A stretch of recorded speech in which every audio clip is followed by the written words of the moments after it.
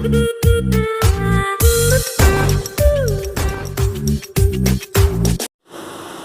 वालेकुम, सर शाहिद आपकी खिदमत में हाजिर है और आज 25 MCQs का जो कंप्लीट प्रिपरेशंस के नाम से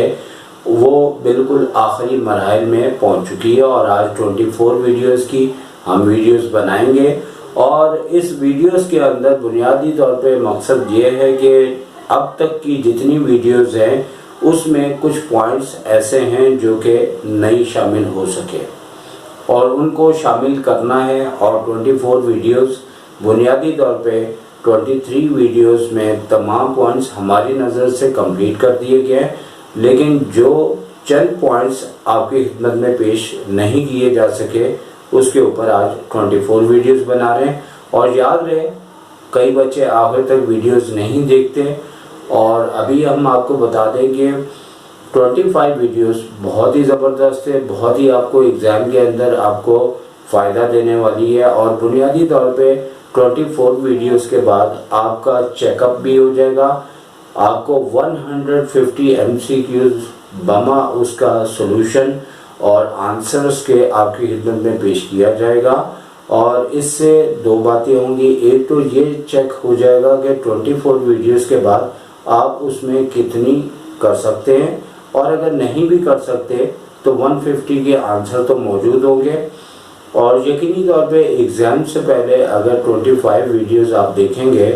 और पूरी देखने के बाद आप यकीनी तौर पे एग्ज़ाम के अंदर अच्छे से अच्छे आंसर और अच्छे से अच्छे आंसर के साथ काफ़ी हद तक आप MCQs उससे कवर अप कर सकेंगे। तो शुरू करते हैं आज 24 की रिकॉर्डिंग। और 24 वीडियोस के अंदर सबसे पहला पॉइंट ये है जो हमने इससे मिलता जुलता कवर तो करवाया है, लेकिन ये भी आपको कवर करवाना चाहिए और इसमें हमें चैप्टर नंबर 2 से इसका ताल्लुक़ है। तो यहाँ पे नंबर 1 में z की वैल्यू दी हुई है और इसमें z प्लस z के ऊपर माइनस हो तो इसका मतलब है कि z का कॉन्जुगेट लेते हुए क्या आंसर आएगा। आंसर तो हमने लिख दिया है, करके आपको बता देते हैं। अब z का जब हम कॉन्जुगेट लेते हैं तो बुनियादी तौर पे z का वैल्यू जो है वो है 3 आयोटा प्लस का 2 और इसे प्लस करना है इसमें z का कॉन्जुगेट। आप ये समझ लें ये z है और z का कॉन्जुगेट, z के कॉन्जुगेट में यानी z के ऊपर माइनस हो तो हम आयोटा की जो भी टर्म की साइन होती है उसे चेंज कर देते हैं। अब ये -3 आयोटा हो जाएगा और प्लस का 2 है। और जब हम ब्रैकेट ओपन करेंगे, MCQs में हमारी कोशिश होनी चाहिए डायरेक्ट काम हो जाए ताकि आपका टाइम सेव हो जाए। तो ये आपके पास 2 और 2 कितने होते हैं, 4 होते हैं। तो 4 आंसर हमने लिख भी दिया हुआ है और हमने आपको नंबर 1 वाला एक्सप्लेन भी कर दिया। और नंबर 2 से रिलेटेड मैंने कुछ पॉइंट्स आपको अपनी वीडियोस में समझाए, लेकिन वो थोड़े कम थे और थोड़ा इसलिए भी इसको शामिल किया है कि आपको इस बात की तंबीह कर सकूं, यानी कि आपको मजबूर करूं कि आप इस जैसी MCQs की अच्छी तैयारी के लिए फॉर्मूले याद कर लीजिएगा, क्योंकि कॉस साइन टैन बहुत से इस तरह के रिलेशंस या फंक्शंस कह लें या इसका आपको डायरेक्ट भी आंसर बच्चे याद करते हैं, लेकिन अगर आपको डायरेक्ट याद नहीं है तो इससे रिलेटेड आपको फॉर्मूले याद होने चाहिए। अब यहाँ जैसे आंसर तो मैंने लिख दिया है साइन थीटा, लेकिन कॉस का फॉर्मूला याद होगा तो आप नंबर 2 को नंबर 1 कंप्लीट हो गई। नंबर 2 के ऊपर बात करते हैं तो फॉर्मूला जो है वो कॉस 90 डिग्री को आगे हम बढ़ाते हैं तो यहाँ पे फॉर्मूला लगेगा cos alpha cos beta, minus होता है तो क्या आ जाता है plus sine alpha sign beta, यानी कॉस अल्फा की जगह मैं उसकी वैल्यू जो कि फर्स्ट 90 डिग्री दिया है तो 90 लिखूंगा और उसके बाद कॉस बीटा होता है तो कॉस बीटा की जगह मुझे थीटा लिखना पड़ेगा। और कॉस के अंदर अगर माइनस हो तो यहाँ पे हमारे पास प्लस आ जाता है। फिर उसके बाद साइन अल्फा मीन्स 90 डिग्री और sign beta means theta.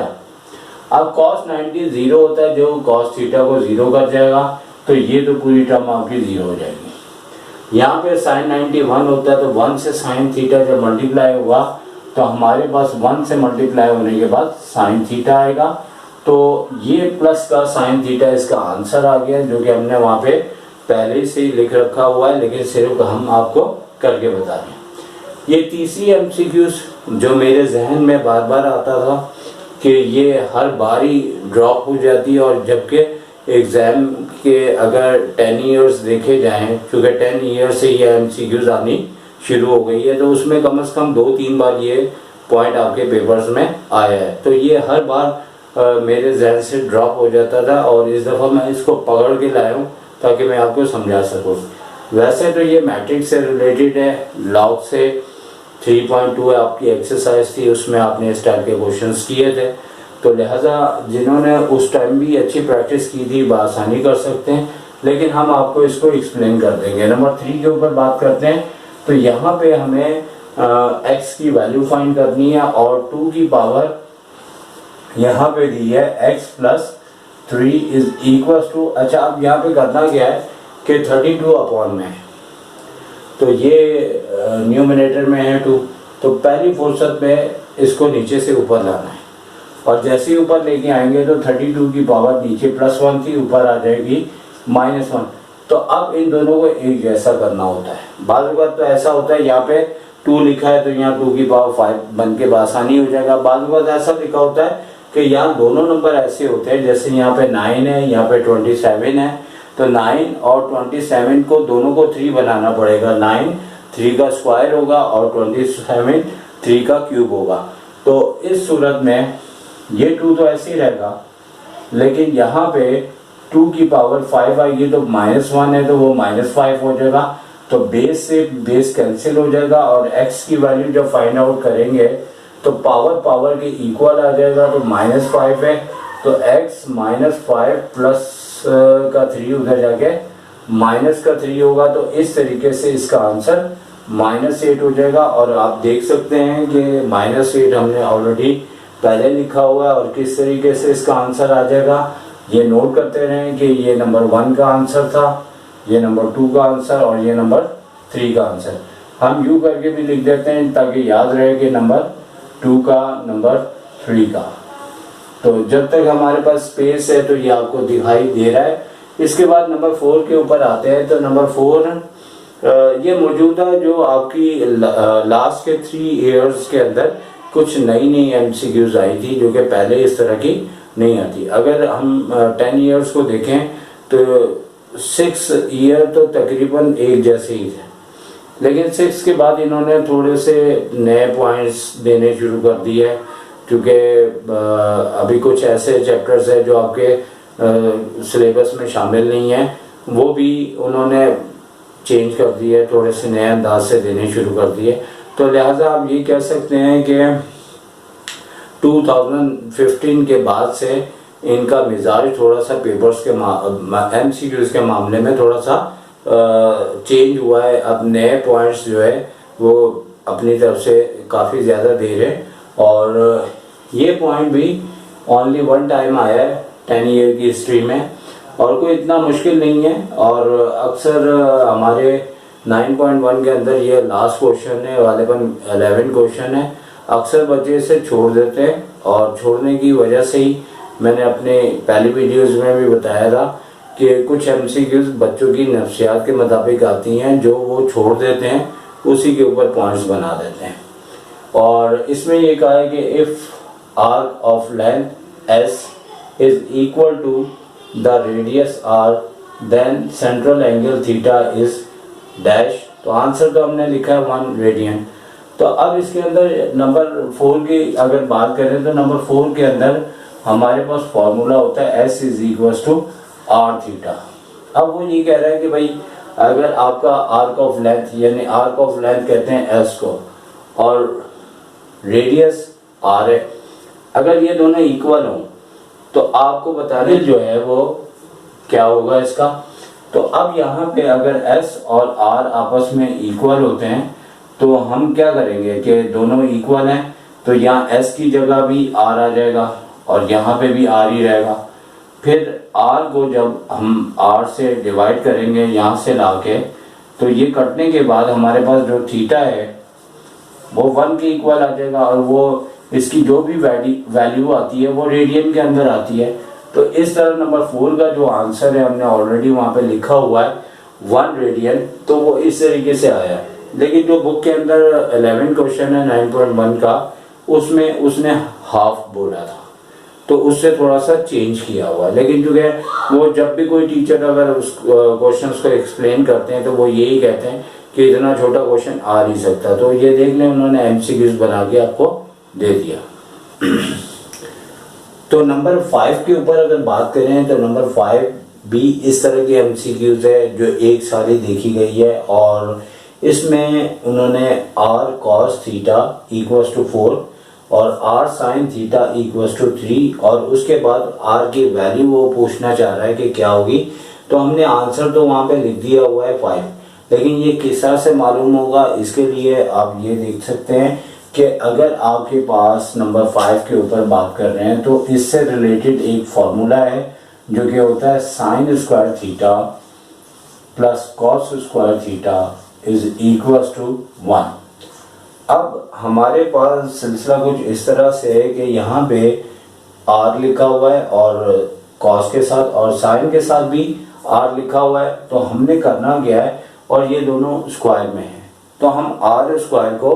Both side multiply कर देंगे ताकि हम इसकी जगह इसकी वैल्यू को रख सकें।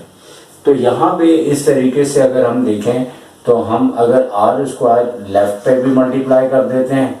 और राइट पे भी कर देते हैं, तो इसके बाद मैथ्स का रूल है, जो हम लेफ्ट पे मल्टीप्लाई करेंगे वो हम राइट पे भी करेंगे। तो r स्क्वायर को हमने 1 से भी मल्टीप्लाई किया, फिर आपके पास ये बन जाता है r square sine square theta r square cos square theta, और ये r स्क्वायर 1 से मल्टीप्लाई हो जाएगा। फिर हम अगर इसका स्क्वायर लेते हैं तो हमें पता है कि ये r साइन थीटा हो जाएगा, और इसी तरह इसका भी स्क्वायर लेते हैं तो r cos थीटा हो जाएगा, और ये r स्क्वायर हम इसी तरह से इसे रहने देते हैं। अब r cos थीटा और r sin थीटा ऑलरेडी हमारे पास वैल्यू इसकी गिवन है, तो हम जैसे यहाँ पे इसकी वैल्यू रखेंगे 4, इसकी वैल्यू 3 है, तो 3 हमने वैल्यू रखी स्क्वायर करते हुए, यहाँ पे 4 वैल्यू रखी, और r स्क्वायर की वैल्यू हमें फाइंड आउट करनी है। ये आपके पास 9 हो जाएगा, ये 16 हो जाएगा, और जैसे ही हम दोनों को ऐड करते हैं तो 25 हो जाएगा। और r स्क्वायर है और r की वैल्यू फाइंड करनी है, तो आपको पता है कि r स्क्वायर जब हम इसका स्क्वायर रूट लेते हैं तो चूँकि ये हमारे पास रेडियस है तो ये सिर्फ प्लस में आ सकता है, प्लस माइनस की साइन की ज़रूरत नहीं होगी, क्योंकि जो लेंथ होती हैं, डिस्टेंस होते हैं, एरिया, वॉल्यूम, वो हमेशा पॉजिटिव से रिप्रेजेंट करते हैं। तो इस तरीके से r इसका 5 आंसर हो जाएगा, और यूनिट कोई दिया हो तो ठीक है, नहीं दिया हो तो फिर 5 ही लिख देंगे। इसके बाद नंबर 6 के ऊपर बात करते हैं, तो 6 बुनियादी तौर पे आपको इसके लिए सिर्फ इसी एमसीक्यूज के ऊपर नहीं रहना चाहिए, बल्कि बुक के अंदर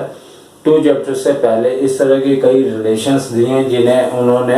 प्रूव भी करके दिखाया हुआ है, और ये बुनियादी तौर पे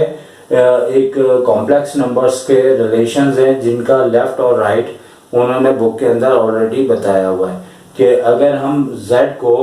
z के कॉन्जुगेट से मल्टीप्लाई करेंगे तो इसका आंसर z एब्सोल्यूट वैल्यू के लिहाज से स्क्वायर की कंडीशन के मुताबिक आएगा, और ये हमें याद होना चाहिए क्योंकि इसके अंदर करना कुछ भी नहीं है, सिर्फ हमें ये रिलेशन बुक से 5-6 पॉइंट्स हैं वो आपको जहन में बिठाने हैं, क्योंकि इस बार ये आया तो इसके अलावा भी हैं तो वो भी आपको याद होने चाहिए, ताकि अगर वो आ जाए तो आप बआसानी उसका आंसर दे सकें। तो ये तो ठीक हो गया काम 6 तक का आपका। और अब नंबर 7 के ऊपर आते हैं, तो 7 वाला पॉइंट भी मेरे जहन में हर बार आता रहा, लेकिन हर बार ये जहन से ड्रॉप कर हो गया। तो अब इसे ड्रॉप नहीं करना, क्योंकि इससे रिलेटेड जीपी में भी है, एचपी में भी है, लेकिन आपके जो ये वाला सिलसिला है वो आपका एपी, क्योंकि इस साल आपके सिलेबस में है, और HP भी है, और GP में उन्होंने 6.7 रेड्यूस के हिसाब से हटा दी हुई है। आइंदा सालों के लिहाज से हम एक वीडियोस इस तरह की इसमें ऐड करेंगे कि जो सिलसिला, बल्कि इस तरह से हम उसमें करेंगे कि जो रेड्यूस दोबारा आपके पास पेपर्स में आ जाएंगी तो हम जो है 10 या 15 MCQs इसके अंदर और इसकी ऐड करेंगे। जैसे अभी 1 to 25 हैं, उसके बाद इससे आगे जब हम जाएंगे तो 15 MCQs जो आपका रिड्यूस किया है उसमें अच्छे खासे पॉइंट्स है, मैट्रिसेस के ऊपर है और भी बहुत सारे चैप्टर्स हैं, तो वो हम 15 MCQs इसके अंदर मज़ीद ऐड करेंगे। तो इस तरह से वो 40 के करीब हो जाएंगी। तो फिर ये कि कंप्लीट इसका सिस्टम बन जाएगा और इसके बाद और भी सिलसिले, लेकिन अभी आप ये देखें। और वो जैसे जैसे सिलसिले, चूँकि हर साल बच्चा एक ही बार में फर्स्ट ईयर, एक ही बार में सेकेंड ईयर पढ़ता है, तो यकीनी तौर पे आप लोगों के बाद आपके कज़न, आपके फ्रेंड, आपके जितने चाहने वाले हैं और जितने आपके अजीज़ व क़रीब हैं, आप इससे रिलेटेड MCQ से रिलेटेड उनको बताएंगे ताकि आपकी तरह वो भी इसका फ़ायदा हासिल कर सकें। और अब हम बात करते हैं नंबर 7 के ऊपर, और 6 के ऊपर हमने बात कर दी आपसे। तो 7 के ऊपर ये पॉइंट का आंसर लिखा हुआ है और ये अक्सर हमारे हाथ से पॉइंट निकल जाता था और इस वीडियो में हमने इसे पकड़ के ले आए और आपको इसको एक्सप्लेन करते हैं। तो यहाँ पे कह रहा है कि if 1, x - 1 3 are in AP then x की वैल्यू बताओ क्या है। अब इसको फाइंड आउट करने के बुनियादी तौर पे दो तरीक़ेकार हैं, और एक तरीक़ेकार की एक्सरसाइज तो 6.3 है जिसमें हम अर्थमेटिक मीन का फॉर्मूला लगाते हैं, या फिर 6.1 और 2। क्योंकि 6.1 और 2 जिसने पढ़ी है वो बासानी इसको कर सकता है। इसमें करना क्या होगा नंबर 7 के अंदर कि हमारे पास एक फॉर्मूला है कॉमन डिफरेंस का, और कॉमन डिफरेंस इसके अंदर क्या होता है, कॉमन डिफरेंस बुनियादी तौर पे हमें करना ये है कि हम अगर T2 में से T1 को लेस करें, T3 में से T2 को लेस करें, तो AP के अंदर हमारा डिफरेंस, कॉमन डिफरेंस सेम आता है। और यहाँ पे D को अगर स्मॉल लिखें तो ज़्यादा बेहतर है, चूँकि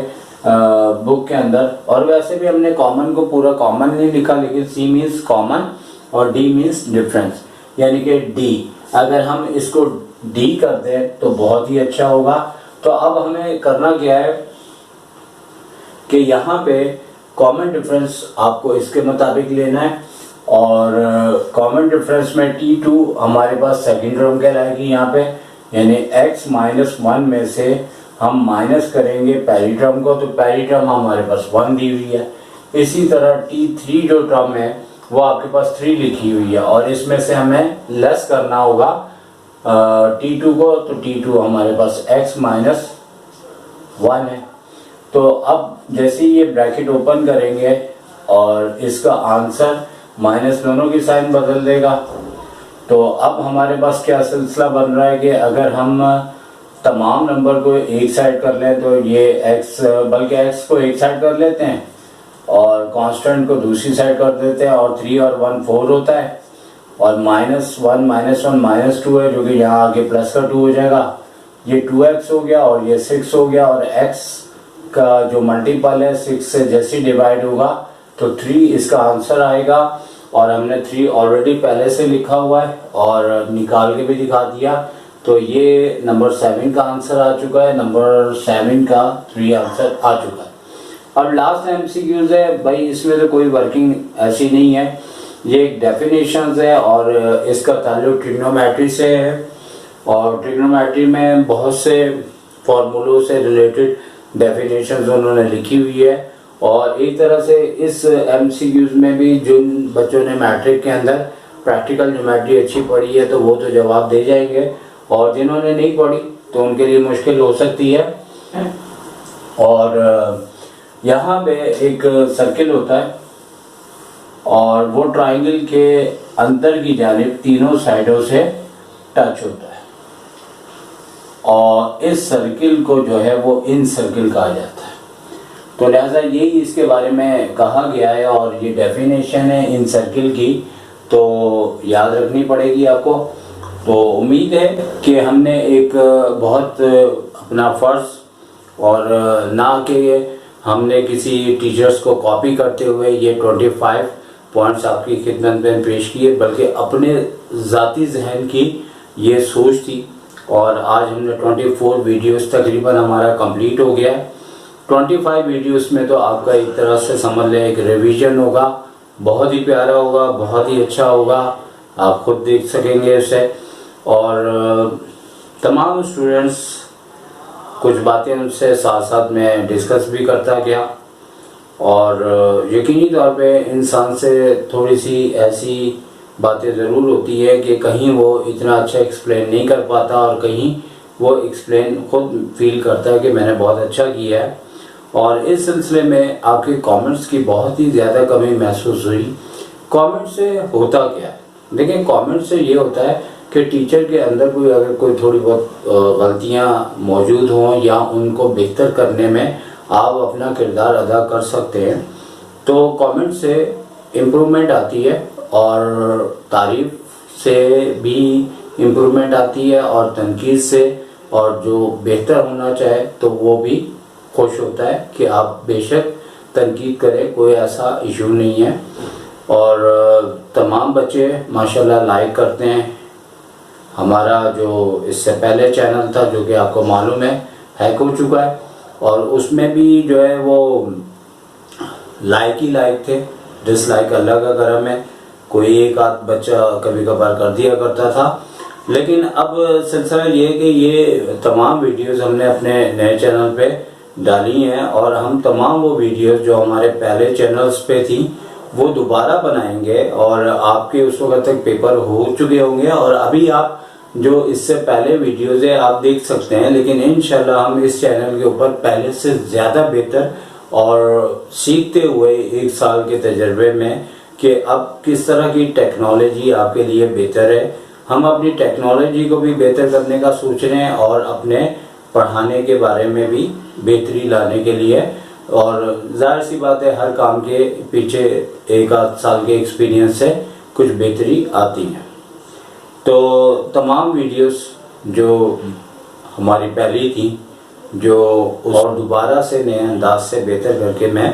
बना दूंगा। लिहाजा अभी तो आप जिस तरह आपको बेहतर तैयारी हो, मकसद आपको पढ़ाना है, चाहे वो चैनल मेरे हाथ से निकल गया हुआ है या नहीं निकला, निकल ही गया हुआ है, बल्कि अब ना निकलने की क्या बात है। तो आप उधर से भी देखें और इधर से भी देखें, लेकिन इंशाल्लाह master concept bye sir Shahid इसको आप कंटिन्यू रखिएगा, अपने अजीज़ों कारिब को भी बताइएगा। और बहुत से बच्चे हैं जो कि सब्सक्राइब कर चुके हैं और बहुत से बच्चे इस चैनल को, तो अभी बहुत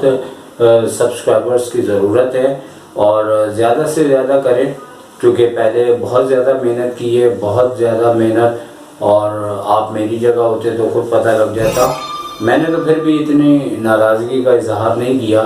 क्योंकि मेहनत करने वाले वो डरते नहीं हैं, दोबारा मेहनत कर लेते हैं। और हमने कौन सा किसी से पूछ के पढ़ाना है, हमने अपने ज़हनी को आपके सामने लेके आना है। अच्छा है कि हमें मौका मिला कि हम पहले से बेहतर करते हुए आपके सामने वीडियोस बनाएंगे।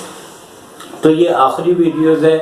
और 25 के अंदर इतनी गुफ्तगू नहीं होगी, सिर्फ आपको 150 पॉइंट्स बताने हैं तो काफ़ी टाइम लगेगा। तो थोड़ी बहुत बातें कर लेते हैं और इन बातों में सिर्फ यही है कि जो सिलसिला हमारे साथ हुआ और वो आपको पेश कर दिया।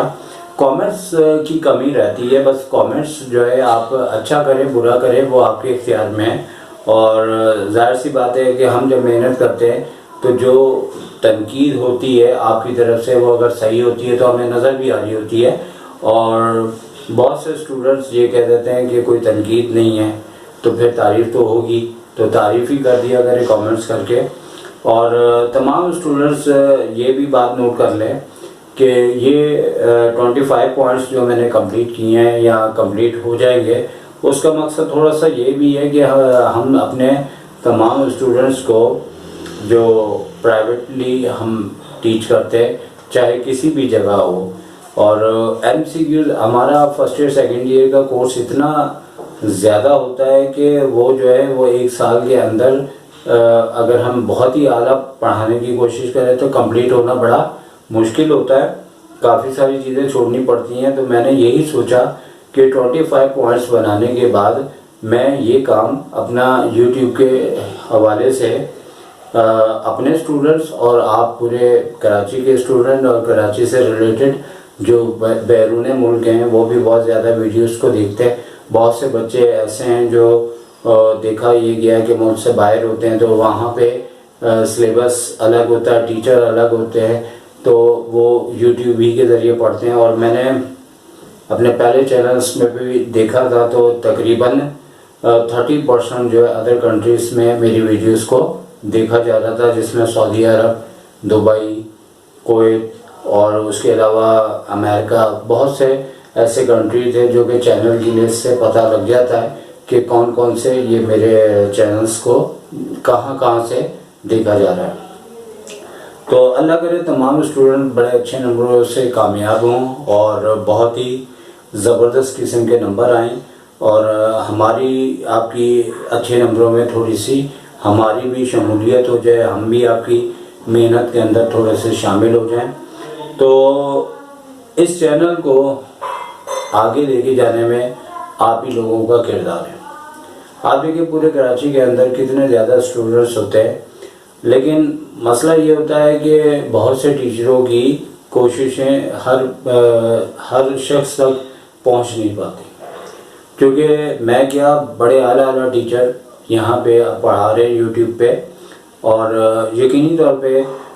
जब उनके व्यूज़ बहुत ज़्यादा हो जाते हैं, लोग बहुत ज़्यादा लाइक करते हैं, तो वो खुद ब खुद ही सबके सामने आने शुरू हो जाते हैं।